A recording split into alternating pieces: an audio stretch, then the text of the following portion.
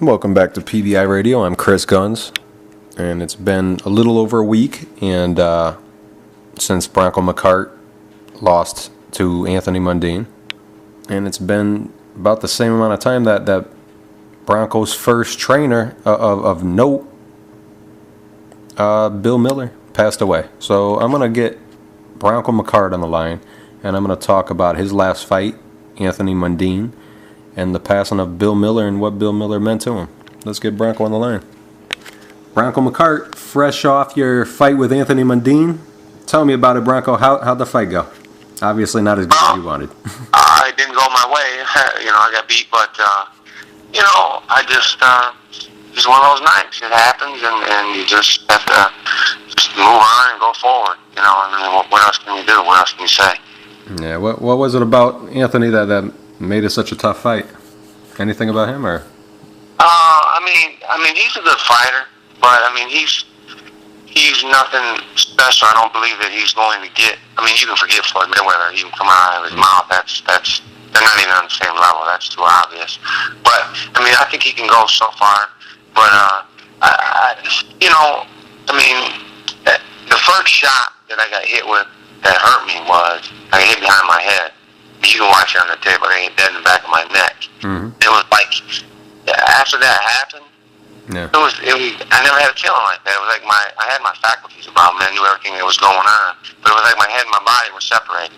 My legs just went crazy, and they just never did recover from that shot. And that's I don't know. I'm not one of those guys that sit around and whine and cry. It happened. It happened, and you just go forward. How disappointed were you after all that training and hype going into the fight to go out like that? Oh yeah. I was very disappointed because I just didn't feel that he was. I just did not feel that he was going to beat me, and I just don't. I don't know. I just had a better night than I did, but I swear, in my heart of hearts, I just don't think that guy is nowhere near what people think he is. Yes. I fought guys that are better, hit harder, and everything else. He just had a good night, and I had an all bad night. It just didn't go my way. But I swear to you, if a guy beats me just because he's a bigger, better, whatever fighter, I'll be the first one to come out and say, yeah, this guy, he's got what it takes. Mm-hmm. I don't see Mundine. I really don't. I'm telling you. I think they're going to get him so far, but as soon as he fights any of the top 154 guys, I think he's going to get beat. Yeah, you can't beat Father Time. I don't know if Father Time got you yet, but well, it gets us all eventually, and I don't know. I just felt going in, and I felt good in the locker room, warming up.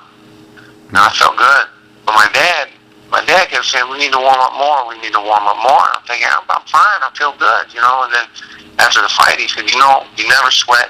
You never sweated in the locker room." He said, "In the corner, you wouldn't even spit unless we gave you water. You couldn't even spit." He said, "What did you do?" I didn't do anything. But the morning of the weigh-in, I went down and checked my weight, and I was 5 pounds over. Oh wow! I ended up losing. Actually, I was 7 pounds over. I had to go to 58. I was 65. I don't know how that happened, but I ended up getting down to 56. So I lost 9 pounds the day of the weigh-in, and then put 11 on overnight. But the day of the fight, I was in my hotel room, had my heat up, and told my girlfriend, I said, "Man, I'm freezing." He said, "Freezing?" I said, "Yeah." She said, "Man, bro, how can you be freezing?" I put on a hoodie and sweatpants, and I don't know if I was partially dehydrated or what was causing me to get chills and cold like that, but I don't know. I just like everything went just flat for me that night. I swear, man, my last fight in April, I was a different guy, different opponent and all that, but I was just so much sharper. Everything was so much more crisp, and I felt it. I felt great. I just don't think I think, honestly, to be honest, I never really wanted to attribute anything to age, but I think at my age, I can't take fights 11 weeks apart. Yeah, that's. I honestly think I need more recuperative time just to let my body rest and get ready to go to another grind, because it's not the fight, it's the training. Yeah, and as fighters get older, like I noticed with James Toney and Evander and Bernard Hopkins, sometimes it's like up and down, Sometimes they feel it more, and sometimes they don't. I guess it comes with age. But we remember your fights with Winky and your fights from about 10, 12 years ago, and we know you're capable of special things, and it's obvious that people can't be the same, all those years later, but there's nothing to put your head down about. I mean, you had a great career. You did a lot for the sport, and you blessed it. And you did your thing. That's I appreciate it. Thank you. Where do you think you're going from here?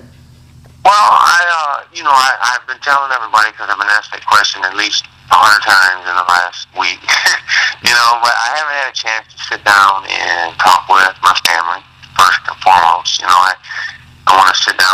My mom's in town. She came to Vegas and then came back from Vegas to Michigan.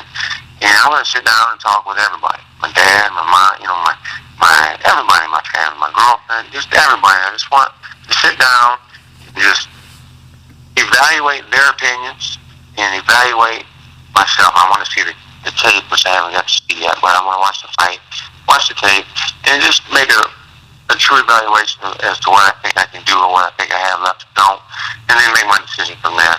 I told everybody that I wanted 2 weeks just so I could just enjoy my time, relax, take it easy, rest my mind, rest my body, and then, make a clear decision. I'm never got to rush to decisions in anything.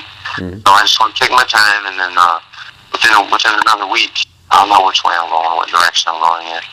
Yeah, you've always been one of the classy guys, and always included your family and your team to talk about everything. So it only makes sense, you want to talk about with the people that matter the most to you. So I don't blame you.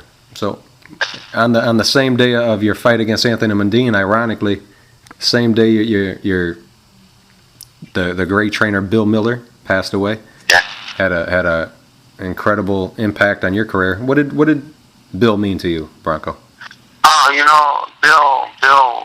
Bill was a great guy. He was not just a trainer. I mean, the guy was a very intelligent man. He was intelligent about life. Mm. He gave you a lot of life lessons in the gym, not just boxing lessons. Mm. Those boxing lessons you learn in the gym and you take in the ring, but those life lessons go everywhere with you. And he was very good at just giving you wisdom. And wisdom is something that's learned through the years. You just can't get that overnight. You get that through experience and through life. And he passed a lot of just life, wisdom, and knowledge on to me. And he was more than a trainer. He was a friend. We called him Pops because he was like family. That whole Jackie, James, Bill, when we were all together, that was like a family. It was more than just a boxing gym. We were like a family. Yeah. And when you lose one, it's like losing a family member. And he was a special guy. And I was at the funeral the other night, and a lot of people got up and spoke, and I spoke a little bit, and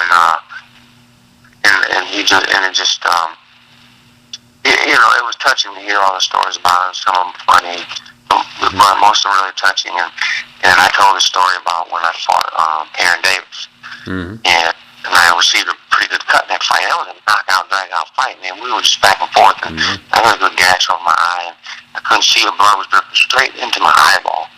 So I came back to the corner. I said, "Man, Pops, I can't see." And I had Eddie Aliano working the corner, one of the greatest cutmen ever in the game. And I said, "Man, Pops, I can't see." And he said, "Boy, don't you think about quitting on me? I'll cut your throat right here in this corner." I said, "Man, I'm not thinking about quitting. I'm just telling you I can't see." But everyone in the place busted out laughing because Bill always carried a knife in his pocket. He was quick to pull it out and tell you, man. He did something funny. He said, "I'll cut you right now." But it was like, it was an ongoing joke in the gym. But he was quick to pull that knife out and let you know he had it. There's more to be scared of quitting than going out there. So you better get out there. Yeah, exactly right. But he was a great guy. He was special. He was special, and he taught me a lot of good boxing. Yeah, tell me about the first time you met Bill. Well, actually the first time I met Bill, this is the first time I believe I met Bill. They brought me up to Detroit to spar, and they wanted their trainer to look at me. I was an amateur, and I was the only turned pro.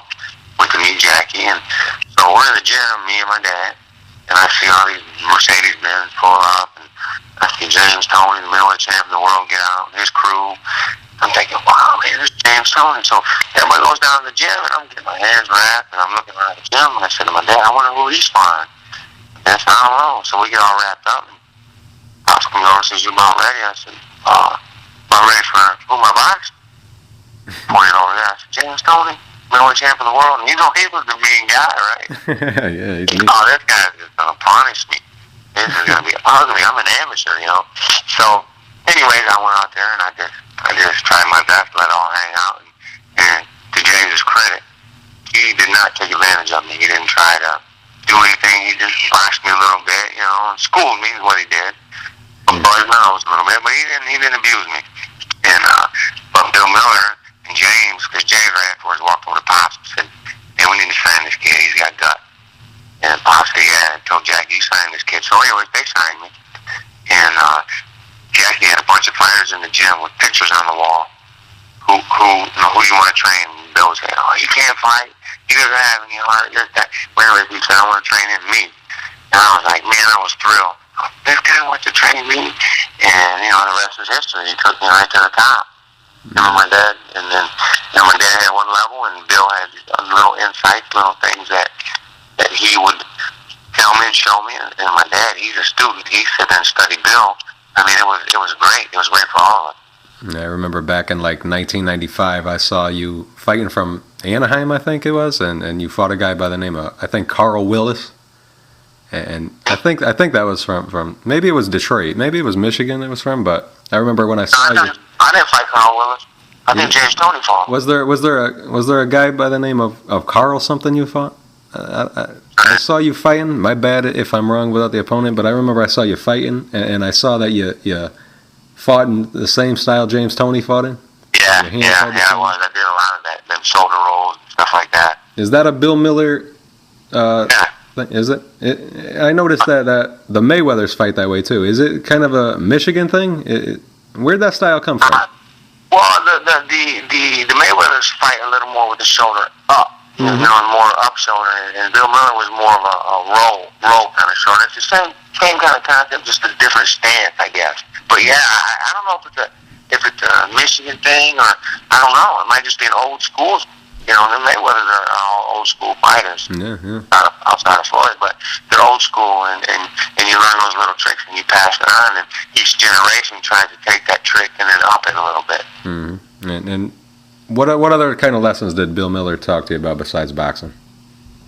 Well, like I said, he would talk to you about, you know, doing the right things outside of the ring, trying to live your life respectable. You know, respect other people. Don't take advantage of people. Then he would talk about the times. You know, he grew up in the era of racism where they couldn't drink out of the same fountain and eat out of the same restaurant, sit at the same counter. And he would just talk about those types of things and just tell us, you know, to appreciate what we have now, because there was a generation before us that went through a whole lot of stuff that we'll never understand. You know, on both sides, black and white. Mm-hmm. And he just tried to give those type of life lessons. You know, be thankful for what you had. Be thankful for what you wake up with every day. You know, don't ever want to get out and rob from people and steal from people. Learn to live with what you had, and just try to do the right things. And he would do that daily. He would talk daily about different people in life that he knew that did the wrong things, to try to steer you in the right direction. Like what he saw with his own eyes. It was interesting. Yeah, he showed you by the way he acted, and instead of just telling you to do the right things, and well, he's doing the wrong things. He actually lived how he said was right to live. Yeah, he lived it. And he was a very respectable, very humble. He spoke to everybody. Mm-hmm. He was a good man. Bill Miller was a good man. Yeah, never heard a bad word about him. Classy. No. And you're just as classy, Bronco. I appreciate your time, man. And good luck no matter what you decide, and I'll be in touch. Hey, definitely. I'll be in touch with you too and let you know. All right, take it easy, Bronco. Thank you. Okay, thank you. And there you have it, Bronco McKart. And I'm not sure what way he's leaning, but it kind of sounds like he might be considering giving it up. And I'll be in touch with him when he makes that decision. And I just thought it was strange and coincidental, maybe a little too coincidental, the fact that Bronco not looking quite as crisp as he used to on the same day he loses his fight to Anthony Mundine, and on the same day Bill Pops Miller, his first trainer of note, and a guy who had probably the biggest impact on Bronco McKart's professional boxing career, passes away. Ironic, coincidental, maybe some kind of sign. Time does go on and it waits for nobody. I want to thank Bronco McKart always great to listen to him and hear him talk about the great years that he's going to remember most as he gets old. Stories that nobody knows but him and James Toney and Jackie Callan. Thank you, Bronco. And follow me on Twitter at Chris2Guns. Thank you.